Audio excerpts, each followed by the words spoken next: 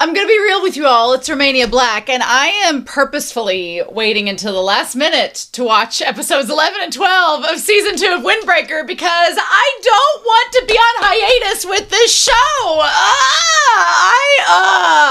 I have really come to enjoy Windbreaker so much and really looking forward to it. I know your answer is going to be, well, just read the manga. And I'm like, no, we have other shows to watch.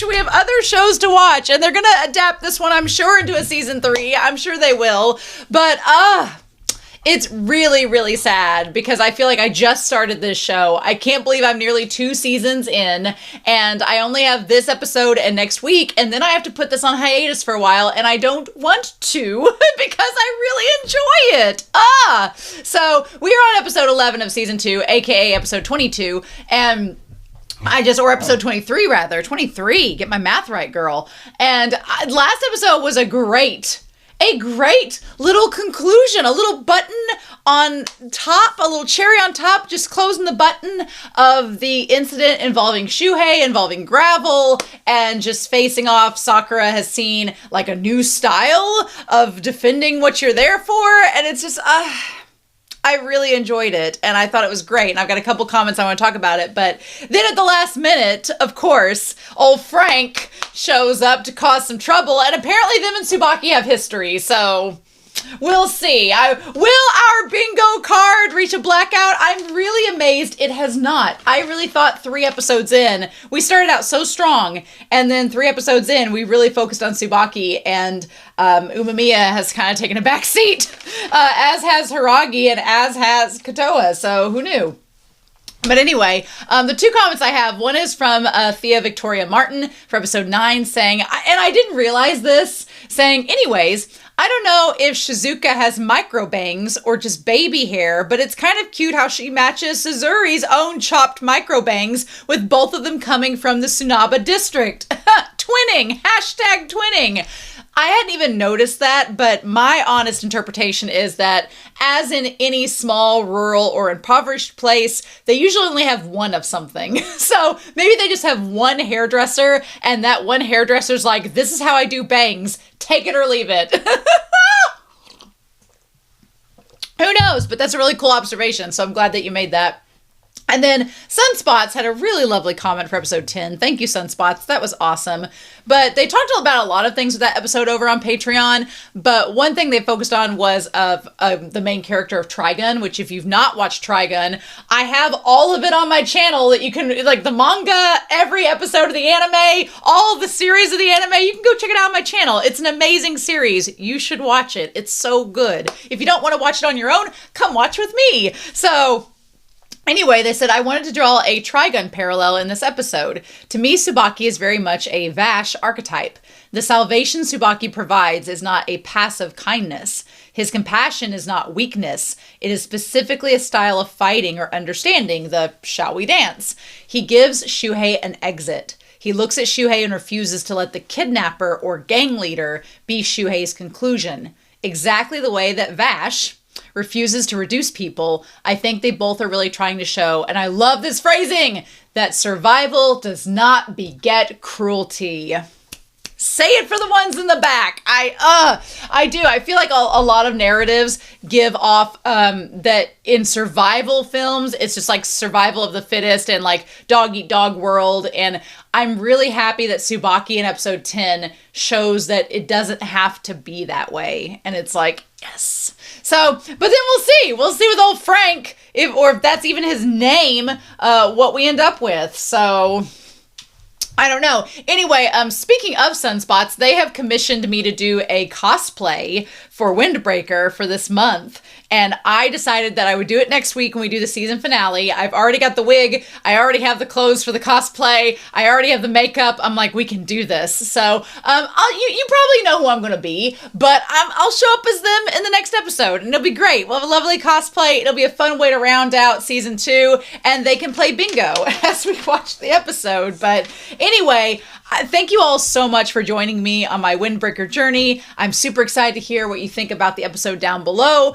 but with that being said, we're not going to waste any more time. We are going to start Windbreaker Season 2, Episode 11, aka Episode 23, and we are going to get started here in 3, 2, 1, and let's do it to it.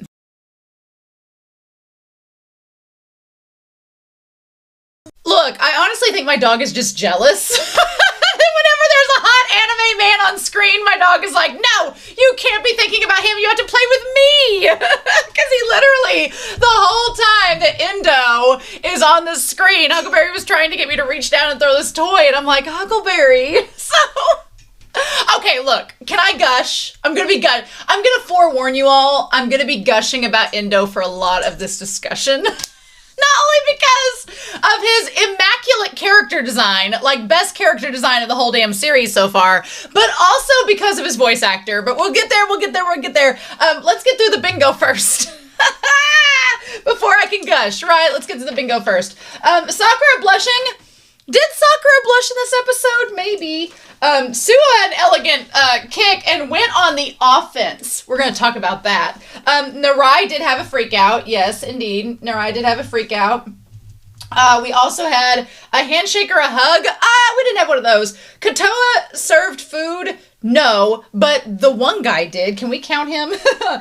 We did have a non-garden shot. Does all that lettuce that was on the table count? I think it does. And then a new character backstory. Look, we've not got Endo's backstory, so we are not going to count it as full-blown character development yet, but we might get there. Abs on display were Endo's. His guns were on display, that's for damn sure. Antagonist shipped to Sakura. You know what? That's one of the ones we haven't done. I will take Endo's considerable interest in Sakura. Do I ship Endo and Sakura? No. Could I see the vision? Yes. So, we're gonna count it. A brawl taking place? It did. A brief brawl, but a brawl indeed. No torn clothing. Did Sakura doing flying kick? He kind of meant to. Kaji was not there. Umemiya did not jump at Katoa. We're not going to get a blackout unless Umemiya jumps at Katoa next week. And if Hiragi takes stomach meds, there is a high chance that Hiragi might take stomach meds next episode with whatever Umemiya is about to say. But I don't know if Katoa will jump at him. And Sakura giving a piggyback. Those are the only 3 we have left that we haven't done for bingo. I'm so sad. Character dirt face, wind chime symbolism, Bofrenating townsfolk, no Sugi, Sakura backstory, no, new gang appears, no. Sakura was praised by Endo, we'll count that. So yeah, we're 3 shy of a blackout. I'm not kidding, when I started this second season, I thought I've made this too easy, and I apparently did not, so noted for if we get a season 3, noted.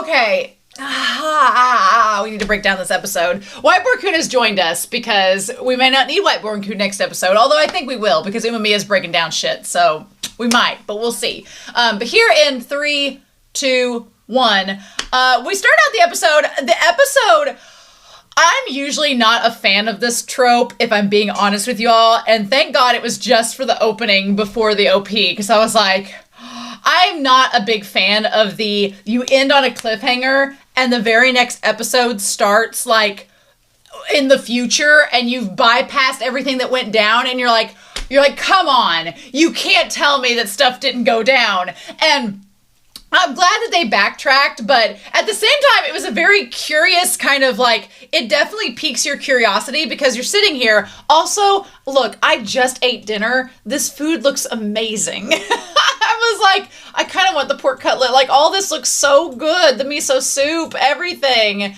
I'm like, Kanji, everything looks so tasty. And he's like, it's your favorite. And he's like, Kanji is a himbo, but he's also such a little kid trapped in a adult man's body because he's just like messing with the food and stuff. And they're like, stop it. Like he can't help it. He has such a playful personality, right? He would be like in his middle-aged, he'd be like that dad that's at the like family get together trying to eat the food ahead of time. That's Kanji. Like we accept it. We love him for it, but also, like, his reaction to the food getting hot, like, I didn't notice how, like, exaggerated and cartoonish he was there. That's really, really cute. But yeah, it piques your interest because everyone looks about the same as they did last episode, but there's no Endo and we're all at a restaurant doing okay. So it makes you wonder, like, what happened? Also, can we just talk about, like, Tsubaki is stacked. Tsubaki is stacked. I'm like, Umemiya, you lucky man. Like, Tsubaki is just straight up brick house. But yeah, and also carrying, like, the two leaders, the leaders of tea for him and Shizuka. Seriously.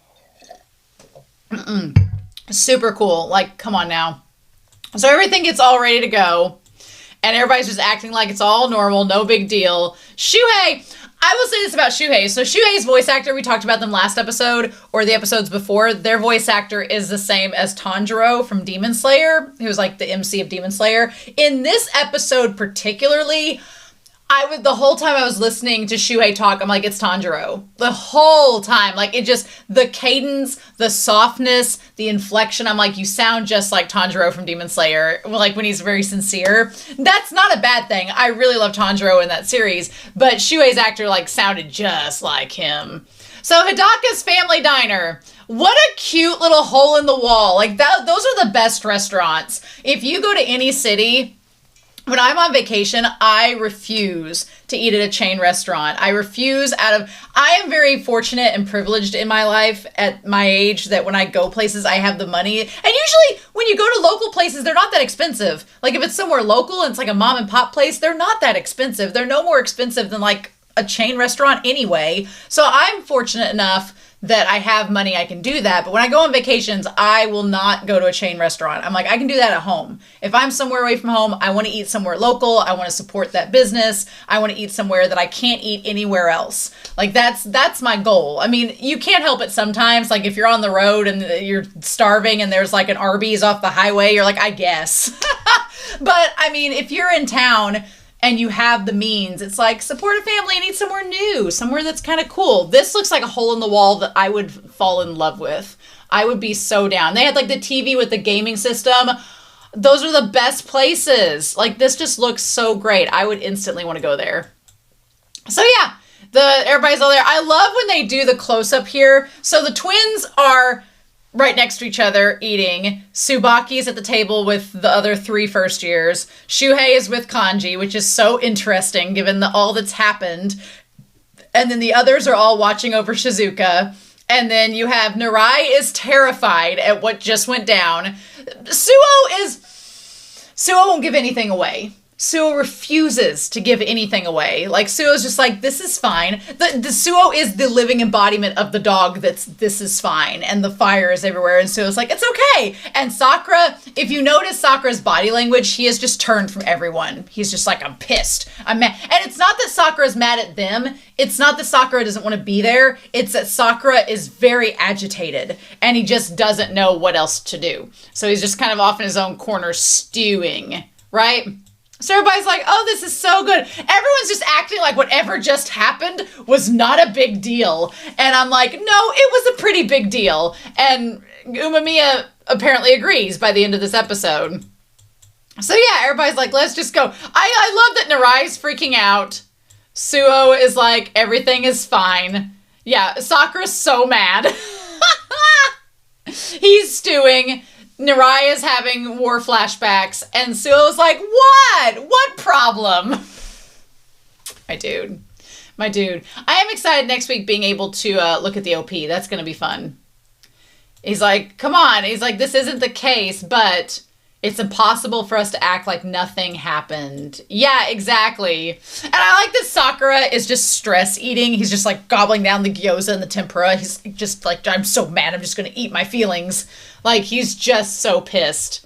And you know what? I wouldn't blame Sakura for being mad that not only did Endo, like, talk smack about him, but not only did he talk smack about him, about Bofrin, about everybody there, but he also insinuated, he basically explained that Sakura should do something. And Sakura's whole thing this season and this series has been, I'm going to choose what I do. And Endo was just like, well, this is what you should do. And it's like, Because I think that's kind of the first time in the series that anybody's really been that way to him. Like, ever since he came to Bofrin, everyone's like, yeah, do what you want, but here's what we're going to do. And you can either join us or not. But your goals would require you to join us, so welcome. And here Endo is like, oh, you shouldn't be with them. Like, you should do this. And Sakura's like, bitch, don't tell me what to do. So let's get into this. Shall we? Shall we get into this? Oh my gosh. So we backtrack just a hair to where Shuhei's like, I'm going to talk to Endo. And Endo's like, no. Endo is an enigma. He is something else. Can we talk about him? So his name is Yamato Endo. Fun times. And that is really hard to read, y'all. Let me try the purple. Will the purple be better? Maybe not. I need like a blue. Here we go. Or maybe a green. Let's try green. The green, the color of his perfect eyes. Yamato Endo. Look. Everything about this man is perfect. His character design is so flawless. His character design is literally my favorite in the whole series. I'm going to gush about it for a while, so I'm just trying to pace myself. But his VA is the one, the only. It's Daisuke Ono. His VA is, I had to immediately look it up because I was like, I know this voice. I am very attracted to this voice. What is this voice? And of course it's Daisuke Ono. Erwin Smith, my love. I was just like, Daisuke Ono is just, his voice is just like butter. It is like butter. It's not quite on Suabe's level. Suabe is just like sex in a voice. But I just feel like Daisuke Ono is like, it's like that gristly butter you put on a steak. It's like the bone marrow butter you put on a steak and it's real good and just like seeps in. That's Daisuke Ono's voice. It is just, it's so smooth. It's so good. But yeah. So he's like, oh, well, I've got one more card to use against Furin. Now, I'm very curious about what this one card is. So he says he has one card against Furin. I don't know what he means by that.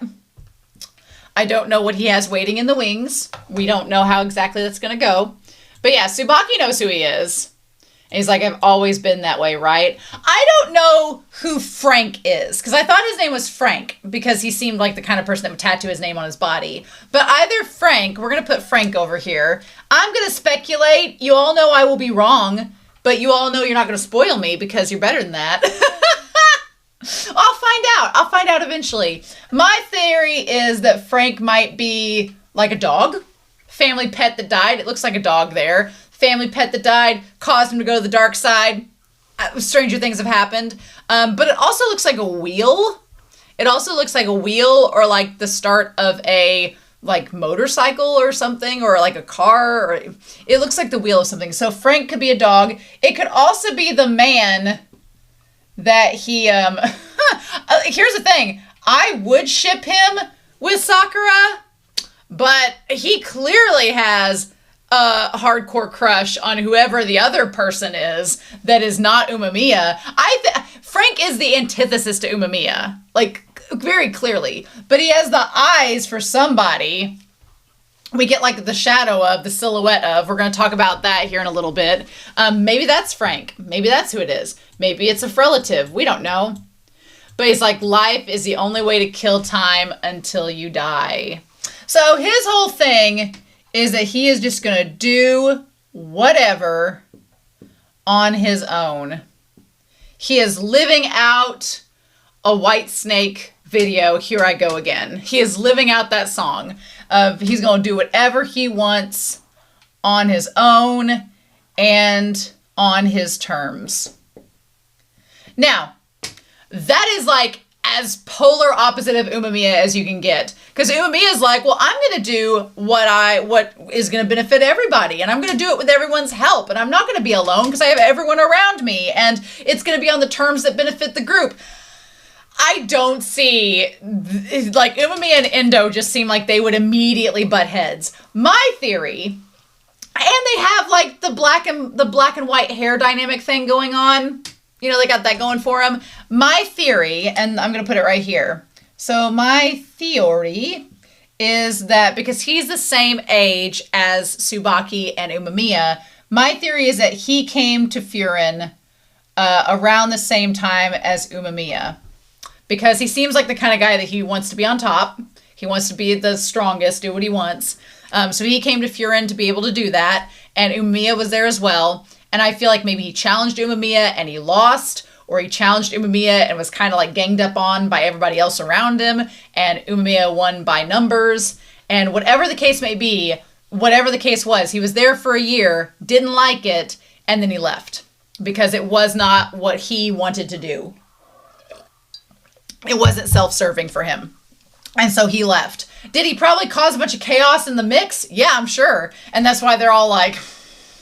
He also seems like he's very interesting because he almost seems aloof at times and does like weird bro things, but then he also like gets weirdly mature in the next instant. He has kind of like a dual personality. So he just jumps and lands. And okay, like looks amazing. Also, he has a Dorito body. He has Daisuke Ono. He has buff-ass arms. He has tattoos everywhere. He has green Togami Joe eyes. Just, how can we hate him? We can't. Possibly, no. Oh, I could gush. I'm having such a girl crush on this anime character. But yeah, I like the Illuminati it's like eye tattoo. I don't understand I don't know if it's up, down, VA start on his hand. He has the anchor and everything. He's just missing a heart with a mom tattoo through it, and he'd have it all settled going. I just need to know what other tattoos he has. Look, this is Windbreaker. Take that shirt off. Let's see what's under there, and you can put it back on. I need to stop. But no, he looks amazing. And then he stands up and he's like, damn, that hurt. I'm like, what'd you think, bitch? So clearly he has moments where he's not self-aware and he's still kind of, what I like about Endo and Kanji is that even though they both look like mid-20s men and they look like they're very mature, they do things that remind you they are not. They do things that remind you they are still kids. They're at least young adults, right? Even though they look older than that. He's like, he basically has a Deadpool moment. He's like, oh, why didn't that work? And Sakura's like, seriously? But then he gets that vibe of like the demon. And he looks over and like Tsubaki and Kanji are like ready to go. So this guy is not to be messed with at all. Like, they're not to be messed with.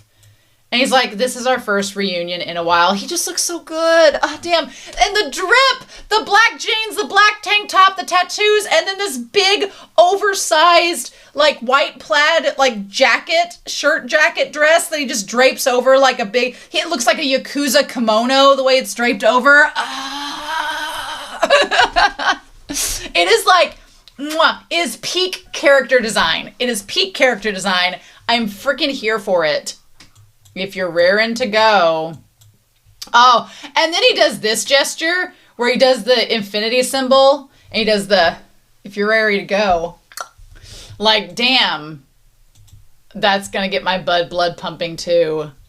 Why does he looks so good in that shot. Oh, that's going to be the thumbnail for sure. He looks amazing in that shot. Oh my God. But like, I don't trust it. He can go from looking like death stares to this joyful look to, no, he is not to be trifled with, friends. No. And he just looks like he's raring to go. I don't like that look. At all. Yeah, nope. Not feeling it personally. And Sakura's like, okay, let's protect Narai. Let's protect Narai first of all. And get set. And he's like, oh, wow, how awesome. The brats are acting like they're big boys now. And then Shuhei is like, hey, this is where he sounded very Tanjiro. He's like, hey, this is all my fault. Just settle it with me. Leave these guys out. Didn't know y'all were related. Didn't know this was a thing. We're just going to take this somewhere else. And interesting. Also, them guns. Like, again, Endo does not look like he needs to be messed with. He also doesn't look impressed. He looks kind of mad. He's like, I was having fun, and you got him away. Now I'm not having fun anymore. He kind of has, like, if Choji and Togami, like, combined personalities, if this Endo is their love child from the future that's come back to be in Windbreaker and doesn't know that he's from the future. Like, that's literally what it is. I just like that we get just enough about him to be even more curious. And so Tsubaki's like, wow, you orchestrated all this? This was really a piece of work. So I think it's interesting that Endo is the kind of person that he wants to work by himself, but at the same time, because he's human, he doesn't like just being alone all the time. So he employs a bunch of people to do kind of his dirty work. And Sakura kind of calls him out on it. He's like, why did you hire all these people to do something you couldn't do yourself? And he's like, why don't you give a proper introduction? And they're like, this guy is in my graduating class and a former Furin student. Oh, that shot's good too. I like the shading of the other ones. Yamato Endo. And the crazy thing is, of course, Narai knows who he is. Narai knows everybody famous in the Furin lore. But the fact that Suo knew who he was, like, Suo seemed surprised. He's like, oh, I'm going to be honest. I almost thought, just based on what we saw with Keel, I thought that Suo would have known him, like, on a more close level, but he just knows who he is. There's nobody in Furin who doesn't know about him, and Sakura's like, well, I am one. So we see him with the jacket. Now, when he has the jacket on, you can see he's a first year. So again, I think he was with Furin for the first year. And here's the thing. What could have happened was he was in Furin around the same time that Ume joined, and Umemiya was like, hey, I'm here now. We're going to change things up, and Endo was like, I don't want to do that. Ume's like, well, you will, or you can leave. And then they had a fight, and then he left. That's my guess.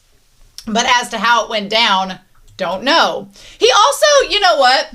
Him being a first year when he left Furin and him giving the lecture to Sakura, I think that in my mind, he is the answer to what would Sakura be like if he hadn't bonded, and my writing's horrible, with Furin. What would Sakura be like if he hadn't bonded with Furin? If the events of this last season and season 2 had not shaped Sakura into the man that he is currently standing before us, what would he be like? This is the trajectory. Or at least it could be in some ways a trajectory, because I don't think that Endo is entirely like Sakura. Endo compares Sakura to Mystery Man, Mystery Mullet, that we'll talk about here in a second because I think it's a mullet. He compares Sakura to him. So, but I do think that, if Sakura had not bonded with Furin, if Sakura had got fed up with the status quo that Furin is or how the setup is and went off on his own, he could have ended up very much like Endo. And we, the audience, know that that's not a good thing. The theme of this series is friendship, Endo. So yeah, he's like, I was only there for a year. Has like a little Adrian Brody look there. I don't know how else to say it. But yeah, and then Sakura is like, legend, this guy, he's just an asshole. I love it. I love that everyone's like, well, yes. They're like, Sakura, please stop. He's like, you're a worthless asshole. And they're all like, aw. You just said the truth, Sakura. We thought you were going to go crazy. Yeah, just look at them. A worthless asshole, huh? Also, I don't know. Have you ever seen the movie Forgetting Sarah Marshall? Have you ever seen that movie? It's kind of an obscure early 2000s comedy, but it was like my go-to comfort movie when I was in college because you remember, I'm going to sound old for a hot second. So those of you in Gen Z, you're going to have to like get in the time machine with me and come back to 2006. Do you remember in DVDs? Do you remember DVDs? Do you remember the DVD players? You put the DVD in, and some of the DVDs that you would buy, whenever the movie was over, it would revert back to the main menu and it would play the soundtrack of the main menu on repeat all night long, and you just fall asleep to it if you weren't careful. Forgetting Sarah Marshall has this kind of like aloha Hawaiian soundtrack to it. So you just fall asleep to beach sounds at the end of it. Anyway, my point is that there is a character that Russell Brand plays in Forgetting Sarah Marshall, and he has all of these tattoos all over him, and they're just random things, but like the different directions and the things, and there's like the carriage, whatnot, and the main character, she kind of gets mad at him at one point, and she's like, this means this, and this means that, and this means that, and they're completely contradictory, and these tattoos don't make you worldly, they make you full of shit. And so that line, these tattoos don't make you worldly, they just make you full of shit, applies to Endo. I'm sure that they have meaning. I'm sure they're not as bad as the ones in that movie. But all I could think about watching him, every time I saw the tattoos, I was like, yeah, it's reminding me of Russell Brand's character. But yeah, Furin are heroes of the town. You shouldn't use words like that. That seems very mocking, right? He's like, now Beauforin's the hero society, so you gotta be a little goody two-shoes Boy Scout if you're gonna be working for them. That's the vibe that it gives off, right? That's the vibe he's giving off here. That he doesn't like the fact that they're just like helping the town around, right? He says, anyway, you must be Sakura. I mean, it's pretty obvious. You were in the group. And he reveals that he was there too during the fight. And so he talks about Sakura saying you should hurry up and quit. And I love that Narai gets pissed. He's like, what do you know about Sakura? Don't say, I just love that he gets like from Mean Girls. She doesn't even go here. You don't even know him. I love that Suo and Narai, they defend Sakura so hard in this episode because they're like, we have worked for 2 seasons to get this little black and white calico cat to be friends with us. Do not undo everything we've worked hard for. I was like, yes, I love it. And honestly, like Tsubaki, and then he's like, oh, your voice got all squeaky. Do not make fun of Narai either. Tsubaki and Kanji were like, don't make fun of his prepubescent boy voice. He's gonna end up taller than you, bitch. Like, they were ready to go. I'm like, oh. And then even Suo stepping in, he's like, take it back. And he's like, what? And then Kanji fights and goes at him. And then he's like, is it okay from someone?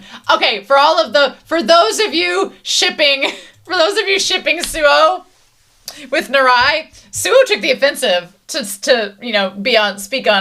speak through his legs on Narai's behalf. So,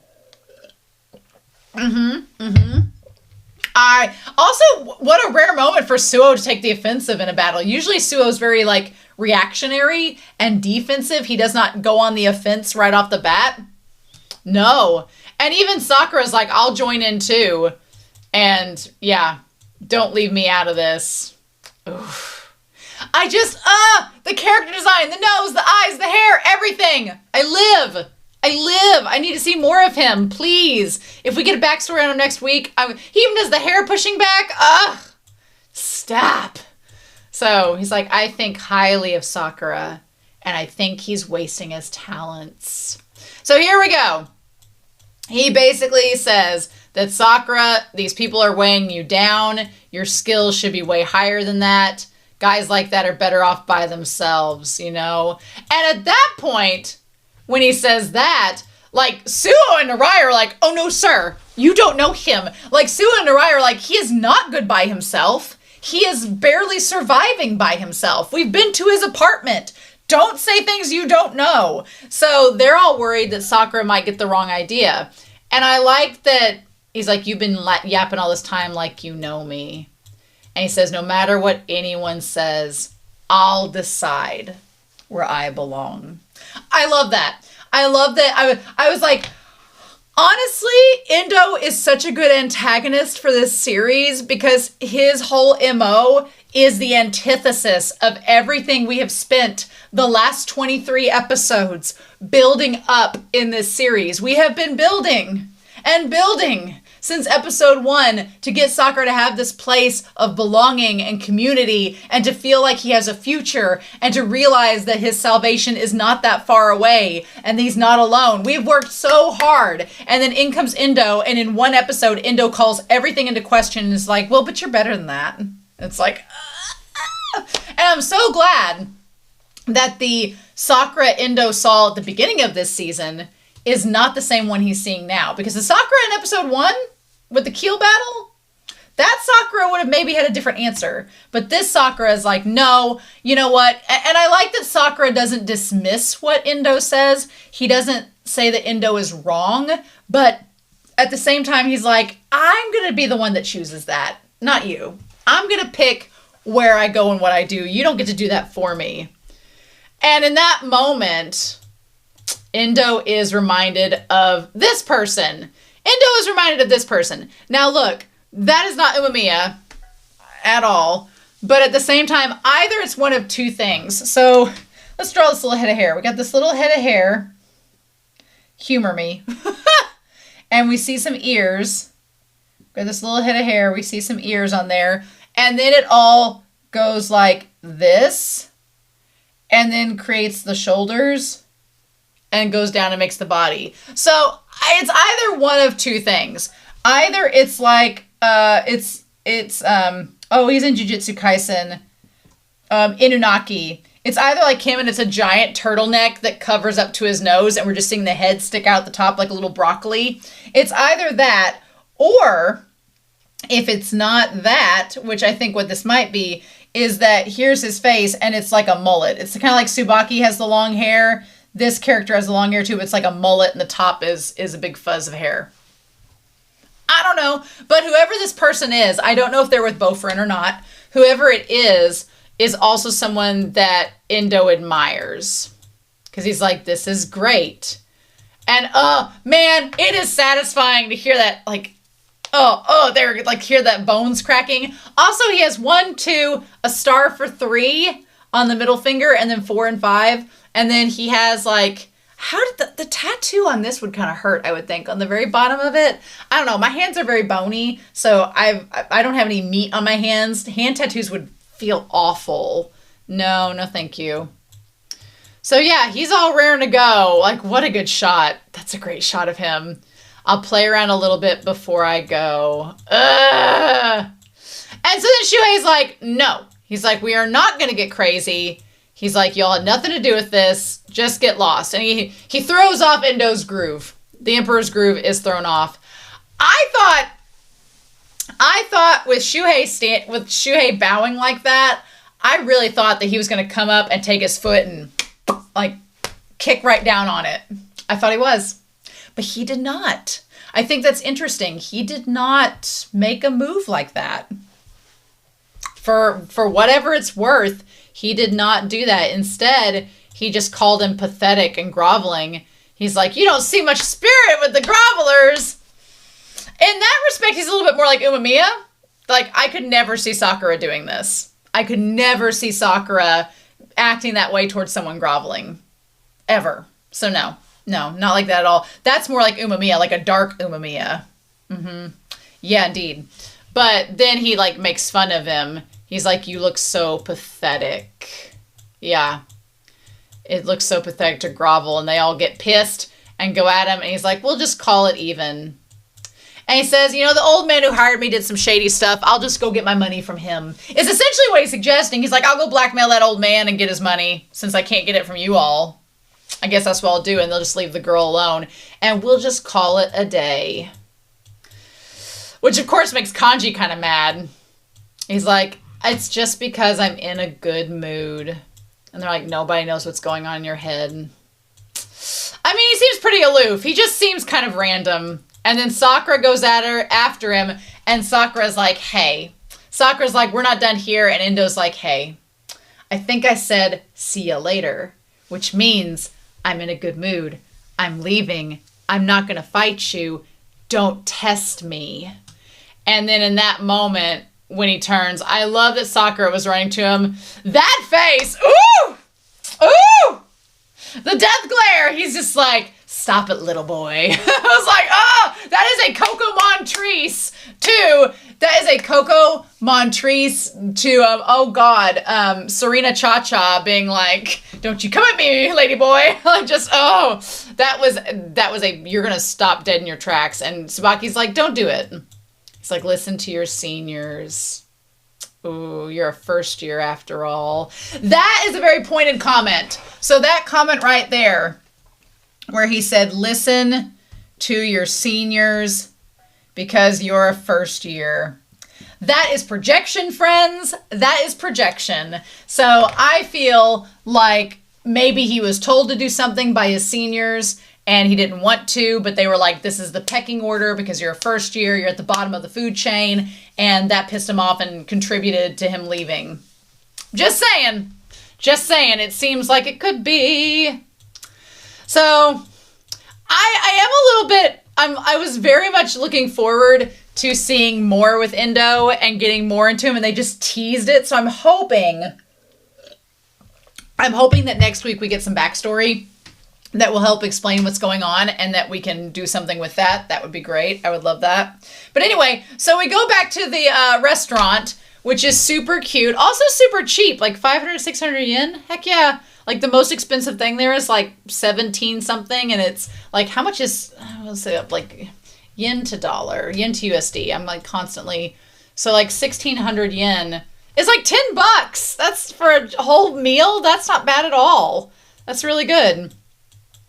So yeah, that bastard. And I like that Narai's like, please don't choke. We went to all that trouble. We went to all that trouble to save you. At least Sakura is in, I would like to see Sakura in angry eating mode any day as opposed to angsty, sad, isolated mode. I would rather see Sakura eating and just being annoyed than to see him feel like he needs to be isolated. No, don't like that. I like this much better. And then poor Shuhei, of course, is like, this is kind of my fault. This show does such an amazing job with the concept of food and the concept of conversation and communication through food and it displaying emotions and bringing people together. Because if you notice, Shuhei hasn't eaten anything because he doesn't feel like he deserves to. And he's also still feels like an outsider amongst the members of Bofurin and the members of the Rappo group. And so this is kind of a moment where this entire scene brings him to the table, literally as well as figuratively, to be a part of their group and to be a comrade. And it's so well done. And he's like, you know, this was all my fault. And they're like, no, it's fine. And I like that Sakura is like, look, can you just eat? Sakura's like, I'm the one that's supposed to be angsty. I'm the one that's supposed to have trouble. I'm the protagonist. I'm the one with all the character development. You eat your food. Your arc's over. But it's really sweet. And he's like, who cares what happened? It's over now. He's like, I'm not mad that Endo was there. I'm just mad of who he is. So quit apologizing. He's like, just thinking about him pisses me off. Little boy, my ass. Yeah, I feel like Sakura also has problems, I feel like, with authority figures in general, which probably will have something to do with his past that we'll eventually get to. So I'm sure that he did not like that, being called that at all. And yeah, there's all this delicious food in front of him. There's like pork cutlets and salad and shrimp tempura and all this stuff. Like, it looks so good, and soup. It's like, go ahead and eat. And after everything that we have heard about him and his economic status, like, this is probably the biggest meal this man has ever ate in his life. You know, when our team went to nationals, we always save up money through our fundraiser and we take the students to like a really nice place to eat for like one night when we're at nationals. It's a cultural experience. It's like some of these kids on the team have never left home. Some of them have never been outside the town they live in. So a lot of these kids have not, especially on the one team that we have this year, a lot of them have never been places. And some of them, there's a couple I've talked about on my team. I've talked about it in this show and other show videos. They just don't have a lot. And so I wonder, I'm like, you never know where they're going to end up or what they're going to do. And you want the best for them, but you're like, they may never experience something like this, at least for a long time. So we try to take them somewhere good. And so we went to a Brazilian steakhouse. That's where we went this year. And it's one where you had like the little poker chip and they kept bringing you meat and food and everything. And it just like, it didn't break my heart, but it filled my heart so much because like a couple of the students who I know struggle with food insecurity were just sitting there eating their fill. And it's like they'd never ate that much in their life. And you just like, ugh. It like broke my heart and repaired it and filled it up at the same time because you just know that this is an experience for them. So it kind of breaks my heart because Shuhei probably hasn't had a meal like that before. And so when he says this is like the best meal I've ever had, you know, when he says it's like the best meal he's had, it's not just the figurative statement of this is the most fulfilling meal I've had because I've, you know, been able to mend the bridges with you all. But at the same time, it says something that the most delicious meal he's ever had is from just a mom and pop diner. And it makes me want to cry. Like, it's just, ugh. And the fact that Suo and Narai are like there and they're like, ugh. And Sakura's just like, it's about damn time. You know? It just, the show just breaks my heart sometimes, but like breaks it in the best way because it's so real, you know? And so then like, Tsubaki reminisces on what they said. He's like, do you have something that you love? Because Tsubaki's like, I went on and on about my makeup. I went on about my makeup and about how I looked and how I loved it. Do you have something that you love? And that's when Shuhei's like, oh, I like games.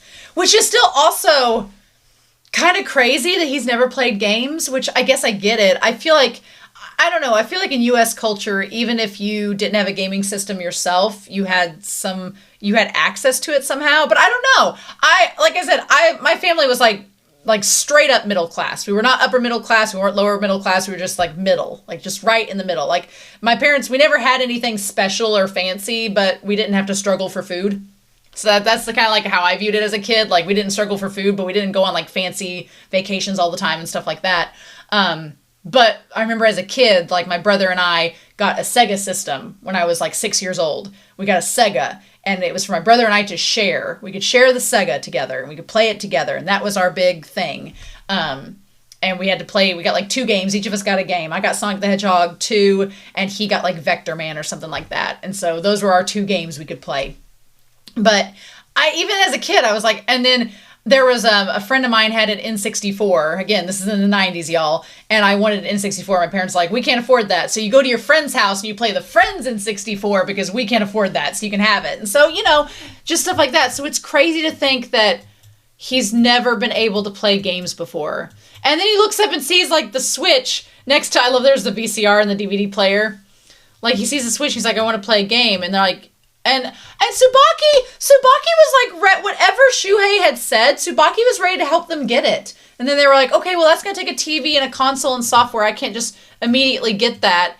And then he's like, the shop owner's like, we got the Switch, we got the games, the knockoff Mario Kart that's called Tricycle Race 9, which I guess is a play on Mario Kart 8.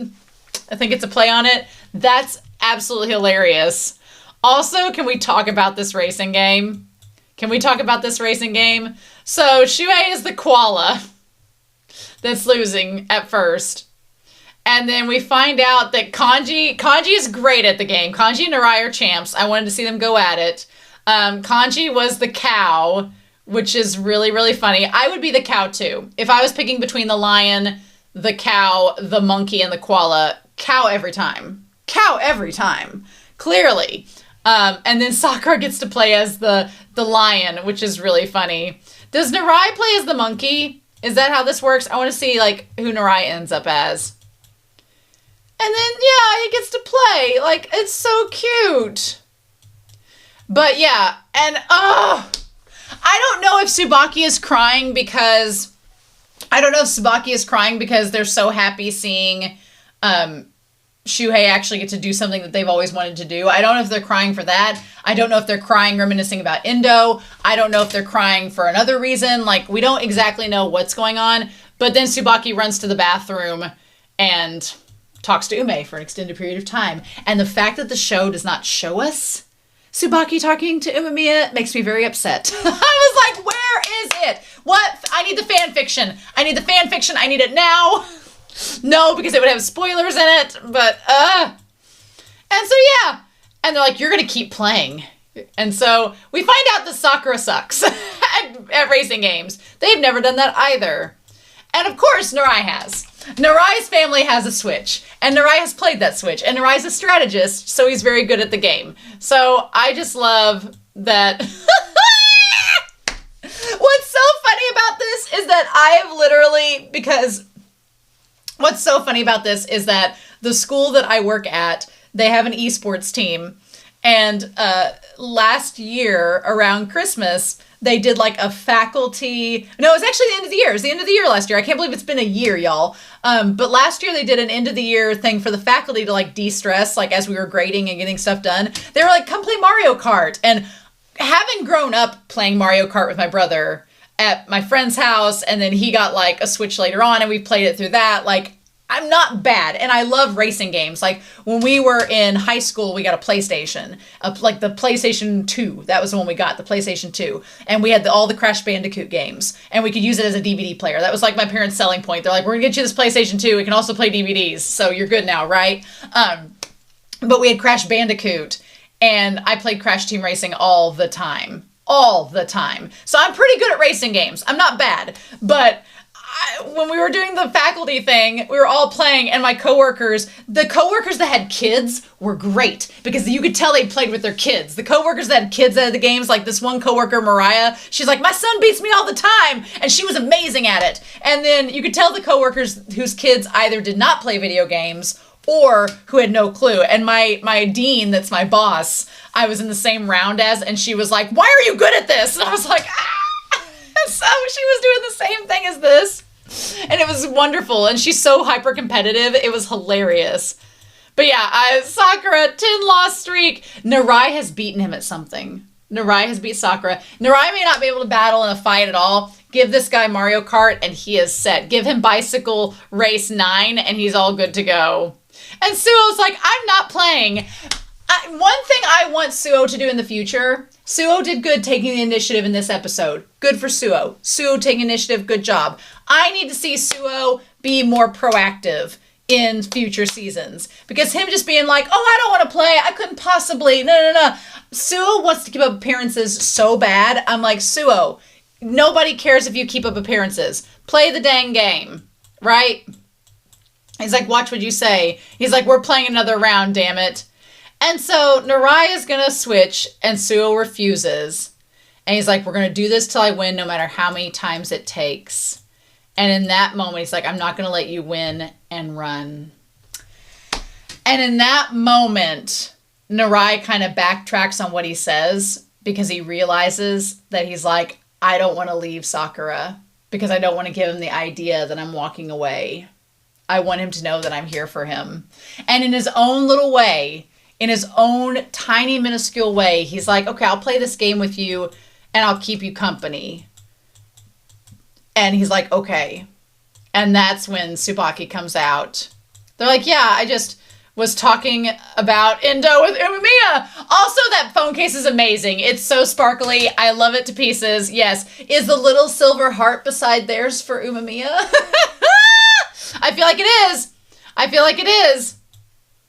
And he's like, he was poking. I can understand Endo poking at Furin, but I didn't think he'd shown it interest in Sakura.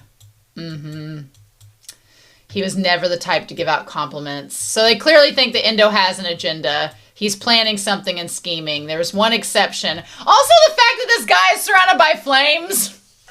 I don't get warm fuzzies from any of this. Nah. I don't get warm fuzzies at all from that. I get something that's warm, but not the fuzzies. Yep, of course. And so then Tsubaki is like, all right, we got something we're doing tomorrow. A favor to ask. Come up to the rooftop on Monday morning. Hiragi's already like, why? Hiragi's like, I left you alone with them for one night. You took them to what district? You did what? I just needed to see the exchange that went down between Umemiya and Tsubaki. I needed to see it. And Tsubaki's like, this one is my fault, but it's okay. Also, I love that Maki slash Genoza from Psycho-Passes showed up. And look, the one without the gas mask is sketching. I didn't know they were artistic. I want to see what they're sketching. I want them all to be like mugshot caricatures. Can we get that? Also, we get to see their vice captains. So Sakura shows up with Suo and Narai, and he's like, why? Why are we all here? Okay, so the twins are with Tsubaki. We've met Bebop and Rocksteady that are with Hiragi. The two that are with the one that sketches, one is in scrubs. I'm like, are they a nurse? One is in scrubs. The others looks like Sugi's doppelganger. from the Black Lodge. And then the two that are with Ganoza from Psychopaths, one is super cute, like the most innocent face possible, is probably the most devious devil alive. And the other one has a sweet camo turtleneck and camo pants. So very fashion forward vice captains. Love that for them. I'm very interested in Umamiya showing up last. I think that's interesting. Also, what is on the twins' shirt? It says, waiting rock star to come on stage. A waiting rock star to come on stage. What? Yep, they've all gathered. Yeah, that one with the one that looks like Yuta from Jujutsu Kaisen. He looks so cute and precious. He's probably a demon. Probably. Yeah, interesting. The other looks like they're wearing scrubs like they're a nurse. I am fascinated. Yep, so then Umamiya shows up and he's like, hey, everybody's here already? What?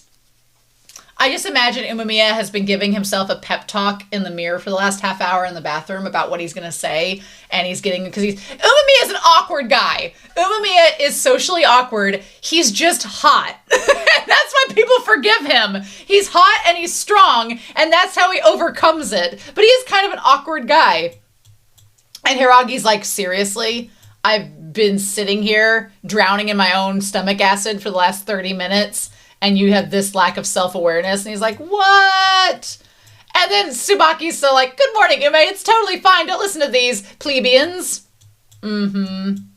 Did he oversleep? The best joke was when the twin goes, whenever they have everything to say, and they're like, this. Twin's like, maybe overslept. And then goes to the other twin, and he's just hilarious. Hilarious. Freaking love it. But yeah, he sits down and he's like, let's get started. He looks like the opposite of Endo. Not a tattoo on his porcelain, pristine body. Little tiny scar. Slicked back, white hair. Like, I love this gathering mafia meeting that is taking place. Mm-hmm. This mafiosa gathering is wild. Okay. It's got me so hyped for the next episode. It's got me so hyped for the finale, but I don't have time to do an Endo cosplay for next week, and I already have a cosplay picked out that I'm going to do for Sunspots. But if season 3 gets announced, episode 1 of season 3, I'm being Endo. Like, we're doing it. We're doing it because I want to draw the tattoos and I want to have the hair and the black tank top. I want to do it. So anyway, this was a lot of fun. This was a great episode. I'm super hyped for the finale, and I'm really hyped to hear what you all thought down below. So please let me know your thoughts down below. Please like this video and subscribe to the channel if you want to see the show that's coming after Windbreaker ends next week or is caught up. And in the meantime, I hope you all have a wonderful week. Please stay safe, take care, and I'll be back very soon with more Windbreaker. Bye.